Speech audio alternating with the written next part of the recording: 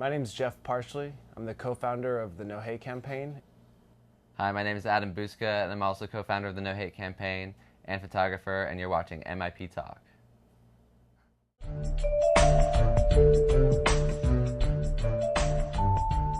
Well, I mean, we really came on to it. I mean, it was an accidental thing, I guess. We are accidental activists, we like to say. We never intended to create this large organization.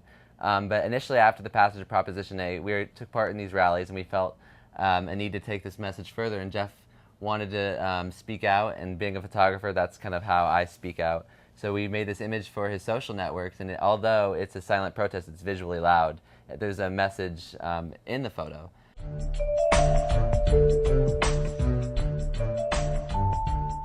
The fact that Proposition 8 could ever happen, the fact that the majority of people have the right to vote on the rights of a minority, the fact that that could ever exist is wrong. And the fact that people were spending millions to look for ways to split people apart, I mean, we feel like that's an obvious form of hate.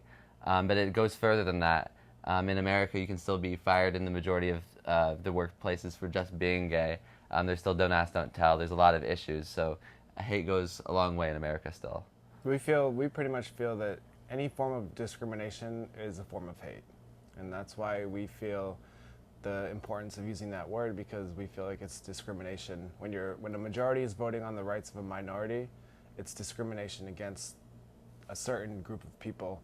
And we feel any form of discrimination is ultimately a form of hate.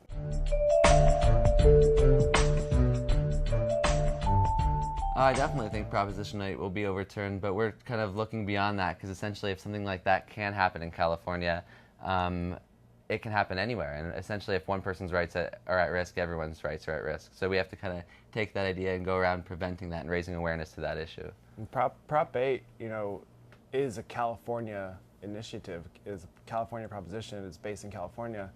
So even when Proposition 8 is reversed, that only means that California is good now. Prop 8 started the campaign, but it's going to go a lot further than that.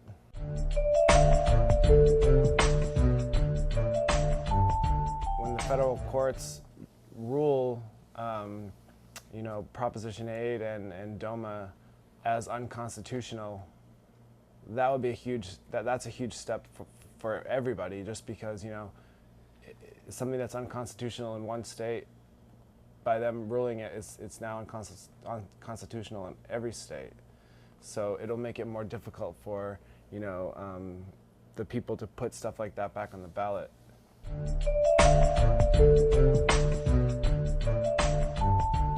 Well, I mean, essentially when we first started taking the photos out of our living room, it started out with our close friends really coming in support of the cause. And it was just right in our living room. We'd have open dates, maybe like once a month, and had like 15 to 30 people show up at a time.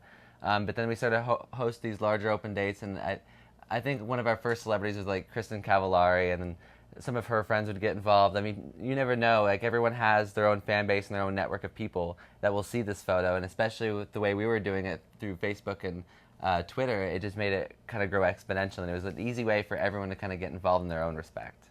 Yeah, really, it started with the one photo, and then, my group of people saw the photo on my social networks, and then they asked about it, which is kind of where the term "be heard" comes into play, because the photo creates the dialogue.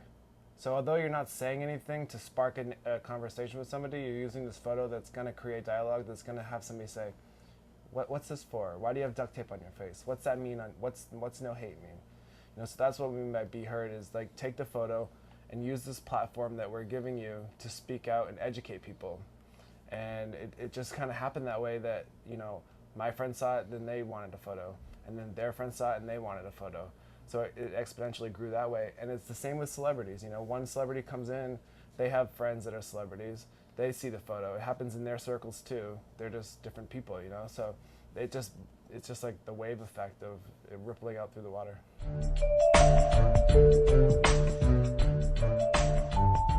Well, yeah. First off, yeah, there isn't all of the rights. That there's like over 1,000 rights that aren't afforded to couples with civil unions that aren't married. So that wouldn't be the case. And also, I feel like it needs to be a full equality, like a solution across the board for everyone. Something that kind of prevents this from happening again, I think they need to come up with a solution that doesn't single out people that are different in some way. I don't feel like that's the solution. Because if they can target this minority group, they can target any minority group. So even though you're the one saying, well, why can't you just accept it as this? But then what happens 2 years from now when something comes up that's affecting you and we're telling you to accept it like this? Why can't you just accept it like this way instead of this way? So it pertains to everybody for all different reasons. And really it comes down to nobody's equal until everybody is equal.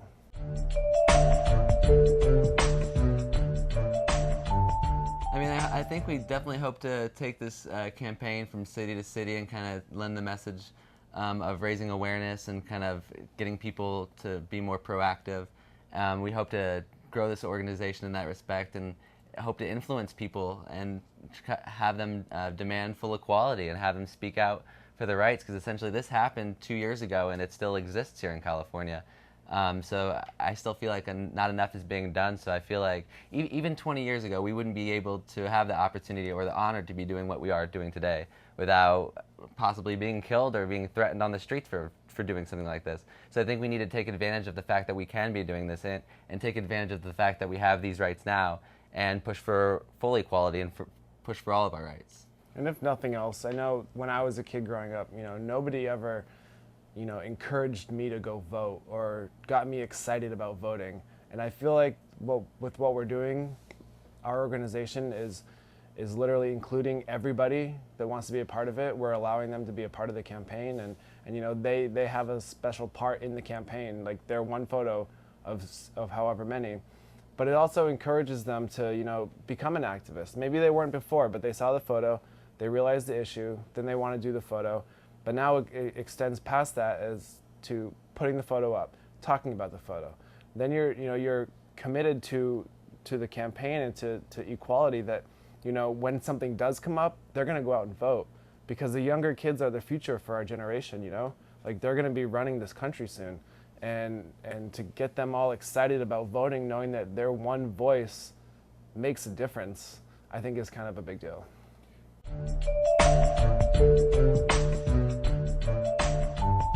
I think in the long run that if we can build the acceptance of the community, then we've made a difference. Because there's not enough acceptance for a lot of different issues and different minority groups and everything. And if we can help people to see, you don't always have to agree with it, but let me have the choice. Don't use your voice to take away my voice. You don't have to agree with what I want to choose, but I don't think that you should be able to take away my option to choose.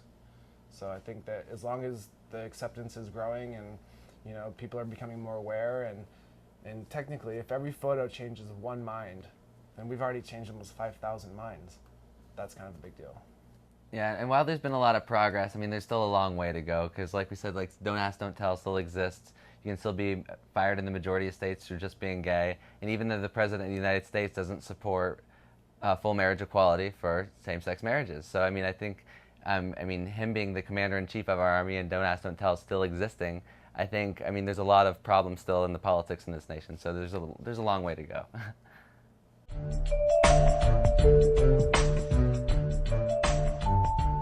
Well, there's a lot of ways that they can do it. Like nowadays, it's so different nowadays because, 50 years ago, when there was no computer, I could only talk to the people in my city, or unless I wanted to write a letter to somebody. But with all the social networking right now, it's almost impossible for them to not be able to find somebody that is potentially in the same boat as them, or that believes in the same things that they do.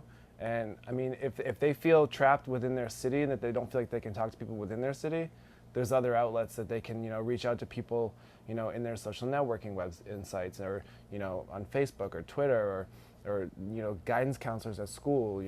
There's somebody that is willing to listen, but it's just making the choice of who you direct that to. Yeah, and I would just say, stand up for others as you would want to be stood up for by yourself, because I feel like that's how you lend the messages, by preaching through action. It's the beauty in the youth is they understand. It's different than how traditional values in this nation work. Because you can see it in the youth that they generally support it, and a lot of them that aren't talked to about the issue directly with that kind of so many negative connotations when they're trying to teach these youth about the real issues at hand. But I feel like generally it's just a brighter future. So I feel like they would understand it.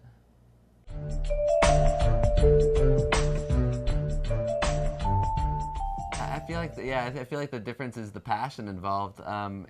Again, it wasn't anything we really intended to do. It's like we weren't set out to make this national organization. We weren't setting out to do that. We reacted to a cause at hand, and I mean, because that's how we speak out, and that's how we do get passionate about our work and how we get involved. I think that's just what made it so different. Yeah, we didn't really start the NOH8 campaign by thinking about starting an organization.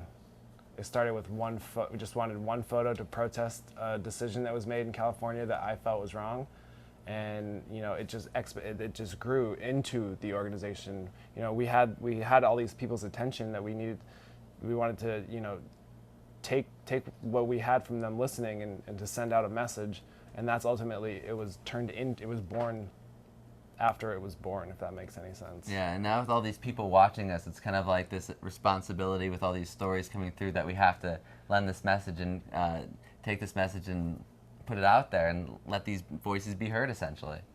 I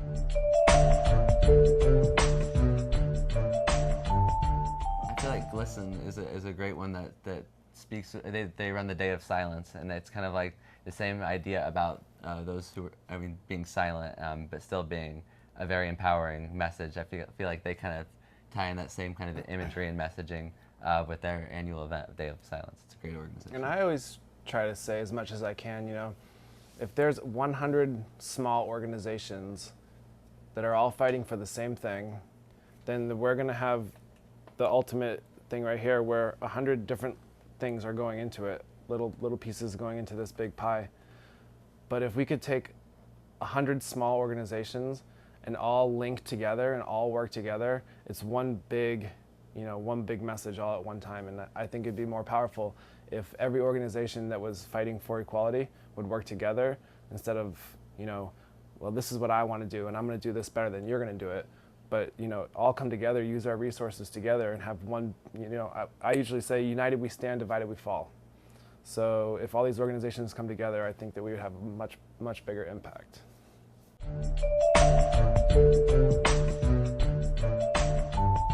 Over the next few months, we're going to just be just letting everybody know that the NOH8 campaign does have a group marching in the AIDS Walk, and that they can go and our whole staff of 4 people will be there so far. We've committed. A lot of people tend to think it's a much larger organization than it is, but I think that's a big misconception too, because essentially it's just the 4 of us in this room that run this whole thing right now. So I think that's a big misconception. Yeah.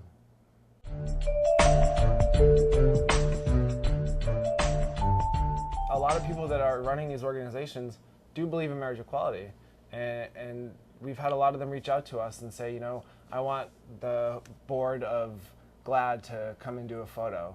The president of GLAAD reached out to us one night and said, I would love to do a photo. So it's just even a photo can bring 2 organizations together. Yeah, I think we're always looking for different ways that we can kind of tie in. Like with the Glisten and other organizations, we work as a media campaign that can kind of raise awareness to these organizations that might not have the following we do online.